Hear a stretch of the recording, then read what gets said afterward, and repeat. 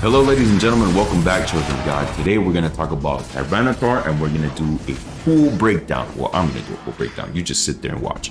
Check this out. Tyranitar is a melee all-rounder in Pokemon Unite. He's also a physical attacker. Let's read more into that. Tyranitar being a physical attacker, obviously his damage is going to solely derive from his attack stats. Being a melee attacker, you have a set amount of distance. That means you have up to here to start being effective in damage in combat and start providing some cover fire or cover attack for your teammates. Him being an all-rounder, he has good stats, good HP, good attack, good defenses. Honestly, it's debatable saying that his defenses rival that of some of the top tier defenders. And his attack also rivals some of those top tier attackers like Greninja or Cinderace. To first understand Tyranitar, we must understand his previous evolutions to understand that mindset. And to understand that mindset, we need to understand their passives. Understanding their passives will allow you to understand exactly what this Pokemon wants to do, what's the intention, and what's the mindset. Let's talk about Larvitar, this little guy. Cute, ain't he? The ability is called Guts. When Larvitar receives damage equal to at least 10% of max HP, attack is increased by 30% for 3 seconds. This ability goes on cooldown after it's triggered for 40 seconds. Larvitar will learn at level 1 one of two moves, whether it be Rock Polish or Bite. Personally, I'd go for Bite. Bite is my secure move and allows me to secure, get farm, get objectives, and start getting ahead of the curve with leveling up. Bite deals damage to enemies in front of the user. If the enemy HP is below 50% or falls below that percentage as a result of this move, they become unable to move for a short time. Obviously, it's a melee range because you're biting. I wouldn't imagine you biting all the way across the screen, but to each his own. I like this move personally because first of all, it's on a 5-second cooldown. And for 2 reasons. It's a stun move. It's beautiful. Let's talk about Rock Polish. Rock Polish is a dashing move, is on an 8-second cooldown, and man, this is an amazing tool. It's a great in and out tool. In, get out, get it and go. Give me the loot, however you want to call it. Rock Polish charges ahead in the designated direction, dealing damage to any enemy's hit. If this move hits any enemies, attack is increased by 15% for 3 seconds. That means that your attack will be increased by 15%. You could also couple that with Bite, further increasing your secure ability on whatever farm you want to contest. Understand, don't exhaust all your resources on just getting that one piece of farm if it means to cost you of your own life.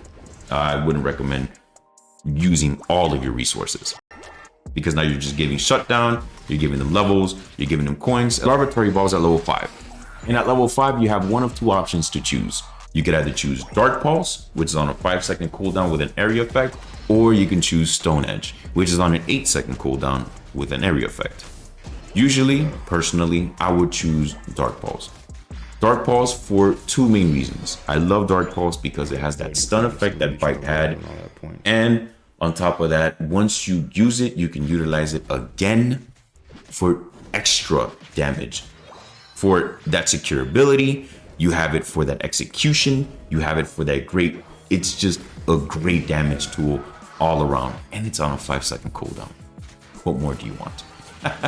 At level 5, exhale a mist of darkness in a horizontal sweeping motion, dealing damage to any enemy hit. If the remaining HP of an enemy hit by this move falls below 50%, they become unable to move for a short time. If this move hits an enemy again with a set amount of time, it deals additional damage. If this move is used while Tyranitar's piercing strength is activated by ancient power, the 8-second duration of piercing damage is refreshed. That is insane. Dark Pulse Plus, which reduces this move's cooldown by 1. This move is already on a 5-second cooldown. You reduce it by 1, that's every 4 seconds. That additional damage is going to be coming out over and over and over, and you're just withering these enemy team players. At level 5, you learn Stone Edge. Stone Edge deals damage to enemies in a 90-degree cone, dealing more damage the closer the enemies are to the user. This move can be used up to 3 times with the cone widening to a 135 and to a 180 degrees. Now, finally, at level 9, we have reached the final stage of the evolutionary tree. We have finally become an actual Pokemon, becoming one of the best Pokemons late games that has ever been created in Unite. First of all, let's understand his mind. What does he want to do? Where does he want to be? And what positions he needs to be in. First, he's a melee Pokemon. That means he needs to be up close to do any kind of damage. He's an all-rounder. That means he has great stats all around. He's a little bit on the slow side, but all those stats that he has will easily make up for that hindrance. Let's talk about Sandstream.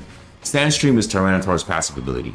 Summons a sandstorm around Tyranitar for 3 seconds after using a move. This sandstorm increases defenses and special defenses by 65% for 3 seconds and deals damage to nearby enemies every 0.5 seconds. That is insane. That means as a DOT, it's doing damage over time. So not only are you doing true damage, you're also doing damage over time. At level 9, we unlock Ancient Power. It has a 10-second cooldown. It's a buff.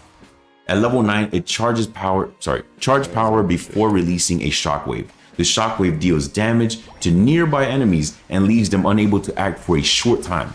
While charging power, Tyranitar becomes resistant to hindrance for 4 seconds. Movement speed is increased by 20% for 3 seconds, stacking 3 times. And Tyranitar gains a shield, stacking 3 times and lasting up to 5 seconds, dude. If any enemies are hit by the shockwave, Tyranitar is granted piercing strength, allowing damage dealt to ignore enemy defenses and shield for 8 seconds. That is crazy. If this move hits an enemy, a second shockwave can be released in front of Tyranitar, dealing damage to enemies and decreasing their movement speed by 30% for 2 seconds. If this second shockwave hits successfully, Tyranitar is granted another shield. The strength of this shield increases for each enemy hit, capping at 3 stacks. You imagine hitting bees and hitting the enemy team? Bro, you would be unkillable. Ancient Power Plus at level 13 strengthens the effect of the shields granted by this move, furthering the unkillability. At level 9, you learn Sand Tomb. Sand Tomb is a 10-second cooldown with a hindrance effect. Level 9, leap in a designated direction, dealing damage to any enemies hit by leaving them unable to act for a short time. When Tyranitar lands, the shock from the landing creates a cloud of dust at the point of impact for 6 seconds, dealing damage over time, DOT, every 0.5 seconds and decreasing movement speed of enemies hit by 25% for 1 second every second. Easy. If this move is used again while Tyranitar is in the cloud of dust, enemies in front of Tyranitar will be pulled closer to it. Furthermore, while this user is in the cloud of dust, they take 25% reduced damage and can ignore the defense and shield effects of enemies.